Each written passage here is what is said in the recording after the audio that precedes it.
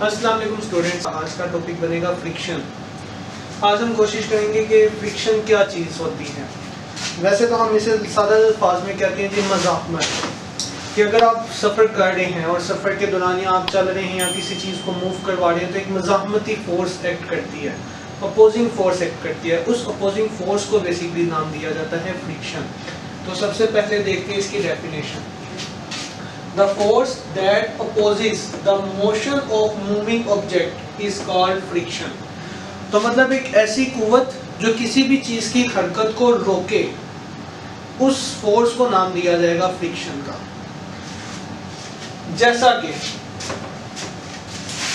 मैं एक रोड या ग्राउंड के ऊपर ब्लॉक को स्लाइड करवाता हूं, इसको मैं आगे की तरफ धकेल रहा हूं, तो होगा क्या, ब्लॉक की नीचे वाली सरफेस और ग्राउंड की अपर वाली सरफेस यहाँ पे रगड़ बनेगी।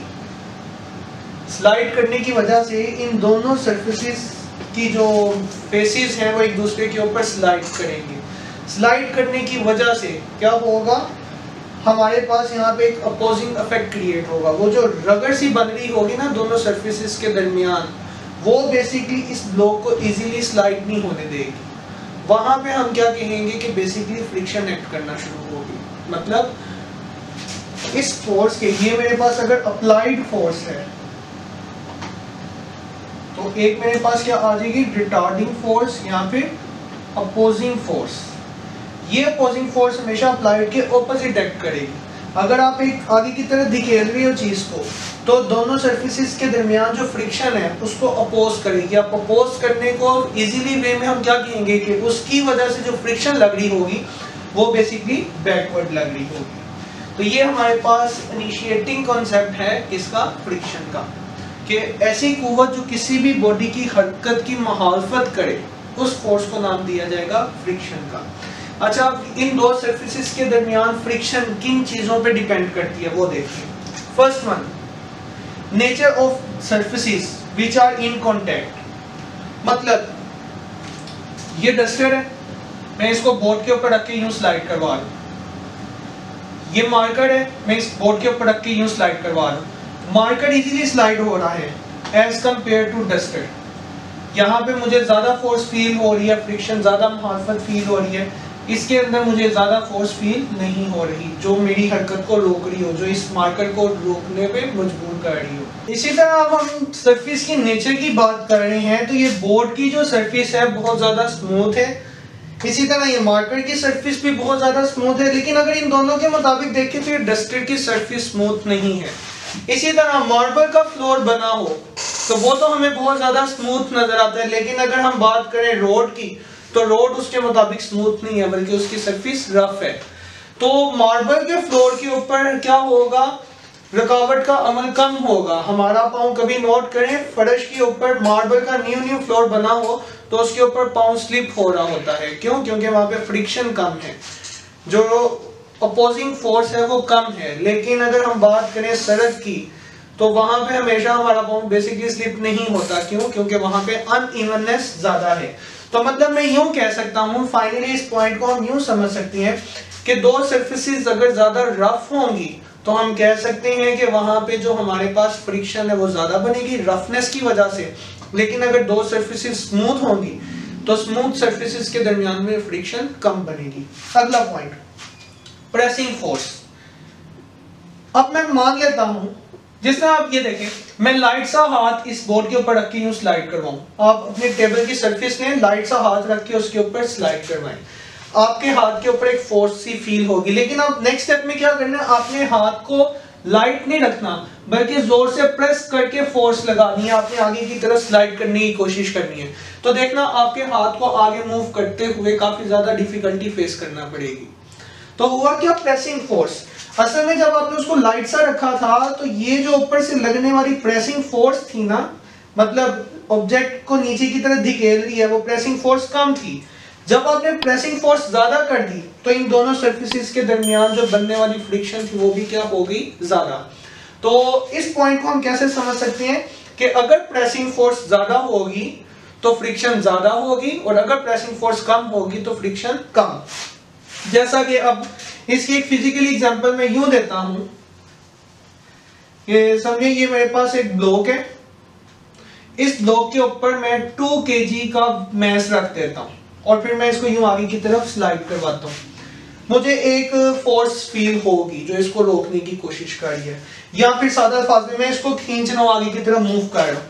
इसके कंपैरिजन में मैं इसके ऊपर 15 kg का मैस रख देता हूँ। अब मैं इस ब्लॉक को स्लाइड करवाने की कोशिश करता हूं, तो क्या पहले से काम मुश्किल हो गया? क्यों मुश्किल हुआ? क्योंकि यहाँ पे अब दोनों सरफेसेस के दरमियान फ्रिक्शन बढ़ चुकी है। फ्रिक्शन बढ़ने की वजह से क्या हुआ, मुझे उसे मूव करवाना मुश्किल हो गया। अच्छा ये आ गया जी कि जो हमारे पास फ्रिक्शन है वो किन पैरामीटर्स पे डिपेंड करती है। हमने जस्ट दो को डिस्कस किया, नेचर ऑफ सरफेसेस और प्रेसिंग फोर्स। अब हम देखेंगे कि आखिर दो सरफेसेस के दरमियान फ्रिक्शन बनती ही क्यों है। तो वो कहते हैं no surface is perfectly smooth. हकीकत में ये अगर मैंने कहा जी ये बोर्ड मुझे बहुत स्मूथ लग रहा है, वो कहते हैं ये स्मूथ बोर्ड भी बेसिकली स्मूथ नहीं है। A surface that appears smooth has pits and bumps that can seen under a microscope। वो कहते हैं आप इसके साइड व्यू से क्या करें, इसका माइक्रोस्कोप के साथ व्यू लें। जब आप इसका माइक्रोस्कोप के साथ व्यू लेंगे तो वो कहते हैं आपको इसके अंदर पिट्स एंड बम्प्स नजर आएंगे। मतलब ये जो आपको ये स्मूथ सरफेस नजर आ रही है, कहीं पे आपको ये अनइवननेस इस तरह की सरफेस नजर आएगी। ये आपको एक जैसे लेवल पे नजर नहीं आएगी। That can seen under a microscope. A magnified view of two smooth surfaces in contact shows the gaps and the contacts between them। मतलब जैसा कि आप बुक में उसने फिगर दिखाई है, वो कहता है जी ये लेट करेंगे एक बड़ा ब्लॉक है, उसके ऊपर एक छोटे ब्लॉक को स्लाइड किया जा रहा है। तो आपको कहता है आप इसके इस व्यू को लें तो होगा क्या, एक सरफेस लेट से इस तरह की है, तो जो आपकी दूसरी सरफेस है वो इस तरह की है। वो कहते हैं कहीं पे ये आपस में कांटेक्ट में होंगे और कहीं पे गैप आ रहा होगा। तो होगा क्या, कहीं पे गैप्स और कहीं पे contact. The contact points between the surfaces form a sort of cold welds। देखिए वेल्डिंग का वर्ड आपने पढ़ा होगा जिसमें दो चीजें आपस में लोहे की जोड़ दी जाती हैं। वेल्डिंग होती है ना, लोहे के पीसेस को वेल्ड करवाया जाता है, मतलब दो टुकड़ों को जोड़ दिया जाता है। तो वो कहता है कि ये जो दो सरफेसेस के आपको दो जुड़े हुए पॉइंट्स नजर आ रही हैं, ये एक किस्म के कोल्ड वेल्ड्स बना देंगे। कोल्ड वेल्ड्स मींस एक दूसरे में इस तरह ये एक दूसरे के अंदर फंसेंगे कि ये एक दूसरे के साथ जुड़ जाएंगे। जुड़ने की वजह से होगा क्या, नीचे वाली सरफेस ऊपर वाली सरफेस को मूव नहीं करने देगी। तो हुआ क्या, हरकत में रुकावट बनी। इसी हरकत में रुकावट का नाम बेसिकली फ्रिक्शन है। These cold welds resist the surfaces from sliding over each other। वो जो कोल्ड वेल्ड्स बन रहे हैं ना, जो कांटेक्ट पॉइंट्स बन रहे हैं, वो उन दोनों सरफेसेस को एक दूसरे पे स्लाइड करने से रेजिस्ट करेंगी। तो ये हमारे पास क्या आ गई, फ्रिक्शन बनने की वजह। अच्छा अब हमने देखना है लिमिटिंग फोर्स ऑफ फ्रिक्शन क्या कॉन्सेप्ट है। देखिए ये मेरे पास क्या है, एक ब्लॉक। यहाँ पे एक और चीज मैं बता दूं कि जब भी मैं अब फ्रिक्शनल फोर्स को लूंगा ना, तो उसे मैं अप्लाइड फोर्स की ऑपोजिट डायरेक्शन में लूंगा। क्या हुआ, ये एक सरफेस के ऊपर पड़ी है, मैं लेट्स से इसके ऊपर 2 न्यूटन फोर्स लगाई, बॉडी मूव नहीं की। अब बॉडी के ऊपर फोर्स लग रही है और बॉडी मूव ना करे, मतलब उसके अगेंस्ट बेसिकली उतनी फोर्स लग रही है, तभी तो दोनों फोर्सेस एक दूसरे के इफेक्ट को कैंसिल करेंगे और बॉडी मूव नहीं करेगी। ये जो 2 न्यूटन है ये बेसिकली फ्रिक्शन की वजह से बनी। किसकी वजह से, फ्रिक्शन। जबकि ये 2 न्यूटन कौन सी है, ये अप्लाइड फोर्स है जो कि मैं लगा रहा हूं। तभी आप लोगों ने नोट किया होगा कि वजनी चीज को आप फोर्स लगाते हुए शुरू में हल्की सी, वो मूव नहीं कर पाते। असल में ये केस है कि आप अप्लाइड फोर्स लगाते हुए हैं, बट उसकी फ्रिक्शन की जो फोर्स है उस अप्लाइड फोर्स को खत्म कर देती है।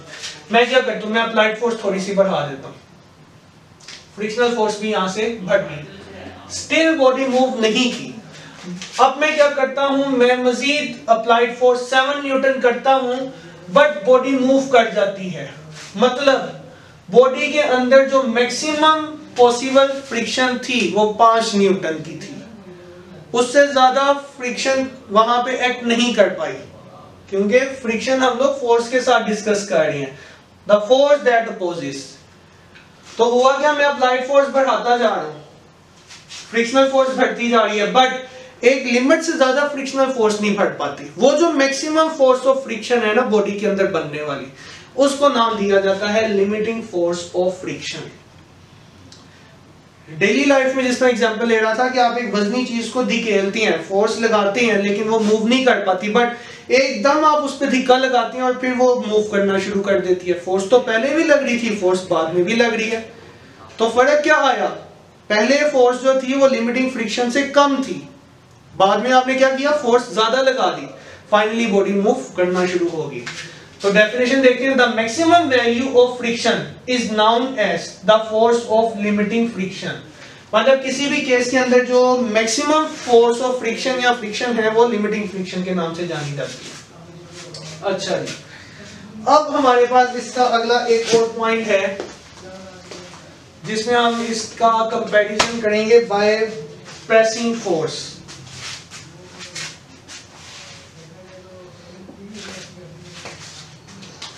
इस बॉडी का वेट किधर को एक्ट करेगा? Down side. W is equal to mg। हर एक्शन का क्या होता है? रिएक्शन, जो कि मैग्नीट्यूड में बराबर होता है। वेट डाउन साइड और उसका normal reaction R up side. अच्छा स्टूडेंट्स, यहां पे अब ये कॉन्सेप्ट है, ये लेट से Fs है, जबकि यहां से कौन सी फोर्स लग रही है? Applied force F। ये हमारे पास क्या आ गई? Applied force. देखिए जिस तरह मैंने कहा कि अगर मैं इस ऑब्जेक्ट का वजन ज्यादा करता जाऊं तो इसको धकेलने के लिए ज्यादा फोर्स चाहिए होगी।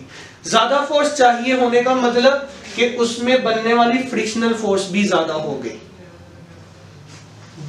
मतलब अगर ज्यादा वजनी चीज है उसका वेट ज्यादा होगा, वेट ज्यादा होगा तो प्रेसिंग फोर्स ज्यादा होगी। प्रेसिंग फोर्स ज्यादा होने का मतलब मुझे उसे धकेलने के लिए ज्यादा फोर्स चाहिए, क्योंकि प्रेसिंग फोर्स ज्यादा होने से फ्रिक्शन ज्यादा बन रही है।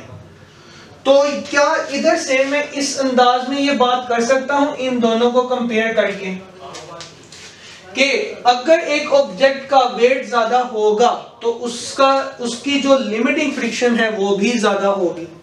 यकीनन वेट ज्यादा होने से उसको हरकत में लाना मुश्किल हो रहा है, क्यों? क्योंकि फ्रिक्शन ज्यादा होती जा रही है। तो इस रिलेशन को हम यूं लिखेंगे, जो हमारे पास लिमिटिंग फ्रिक्शन है वो प्रोपोर्शनल होती है नॉर्मल रिएक्शन R के।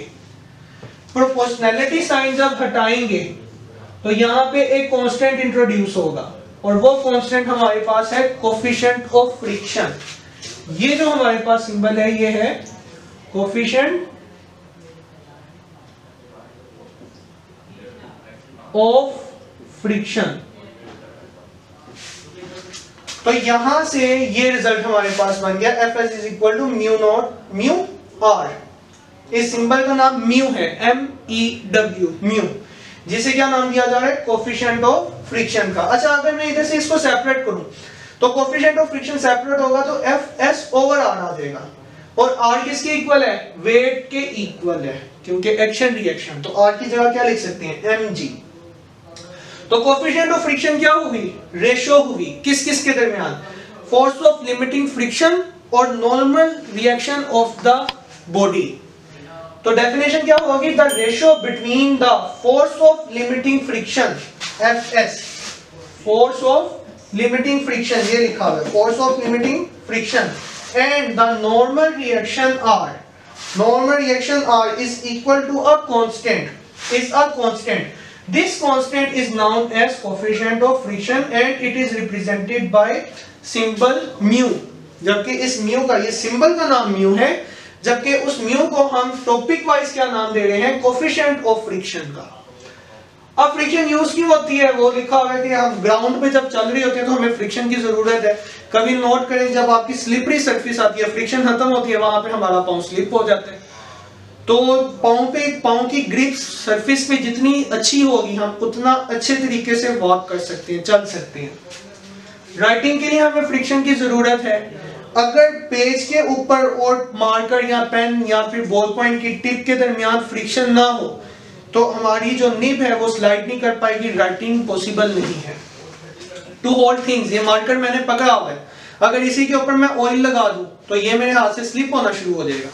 क्यों? क्योंकि मेरे हाथ और इस मार्कर के अंदर फ्रिक्शन की वजह से ग्रिप बन गया। तो to hold things we need friction.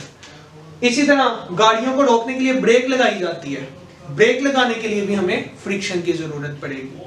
तो स्टूडेंट्स, ये हमारे पास आज का फ्रिक्शन का बेसिक कॉन्सेप्ट था जिसमें हमने फ्रिक्शन को सीखा है। उम्मीद है आपको समझ आ गई होगी। काफी इंटरेस्टिंग वैसे टॉपिक था। इसमें आपने इसको शॉर्ट वाइज तैयार करना है। इसमें काफी ज्यादा शॉर्ट क्वेश्चन MCQ टाइप बन सकते हैं। तो इसी के साथ हम अपने आज के लेक्चर को एंड करते हैं। अपना ख्याल रखिएगा। खुदा हाफिज।